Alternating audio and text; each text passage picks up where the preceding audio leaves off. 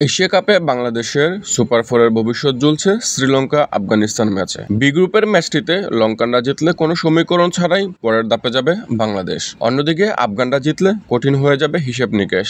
Net run রেটের দিকে চেয়ে থাকতে হবে। তাই স্বাভাবিকভাবেই বি গ্রুপের শেষ ম্যাচে লঙ্কানদের জয়ের জন্য প্রার্থনা করবে লিটনরা। সেটা ভালো করেই জানে দলটি। তাই তো সংবাদ সম্মেলনে দলের অলরাউন্ডার দাসুন সানাকা জানান, বাংলাদেশের সমর্থকরাও আমাদের জয়ের জন্য অপেক্ষা করছে। তিনি আশ্বস্ত করেছেন বাংলাদেশকে আজ রাত 8:30টায় আবুধাবিতে মুখোমুখি হবে শ্রীলঙ্কা ও আফগানিস্তান। তার আগে ম্যাচ পূর্ববর্তী সংবাদ সম্মেলনে সানাকা বলেন, প্রতিটি ম্যাচে আমাদের জন্য খুবই গুরুত্বপূর্ণ। মাঠে যাওয়া প্রতিটি দিনই আমাদের জন্য বড়। আমরা জানি বাংলাদেশের ভক্তরা আমাদের জয় দেখার অপেক্ষায় আছে। আমরাও ম্যাচটিতে জিততে চাই। আফগানিস্তানের বিপক্ষে ম্যাচটি যে সহজ হবে না সেটাও মনে করে দিলেন সানাকা। আমাদের আফগানিস্তানকে হারাতে হবে। তাদের দলটি খুবই ভালো এবং উঁচু মানের। এমন একটি দলকে হারানো আমাদের জন্য দারুণ হবে। আমরা এগিয়ে যেতে পারবো। ম্যাচটিতে দুই দলের স্পিনারদের মধ্যে দুর্দান্ত লড়াই দেখতে পাচ্ছেন সানাকা। দুই দলের স্পিনারদের যুদ্ধ দেখা যাবে। তাদের মানসম্পন্ন একটি স্পিন আক্রমণ আছে। আমরা তাদের মোকাবিলা করতে প্রস্তুত আছি। আরব আমিরাতের মাঠে আমরা তাদের বিপক্ষে এর আগেও বেশ কয়েকবার খেলেছি। শ্রীলঙ্কা আফগানিস্তান লড়াই সানাকারা জিতলে কোনো সমীকরণ ছাড়া লঙ্কানদের জন্য সুপার ফোর নিশ্চিত করবে বাংলাদেশ। কারণ সেক্ষেত্রে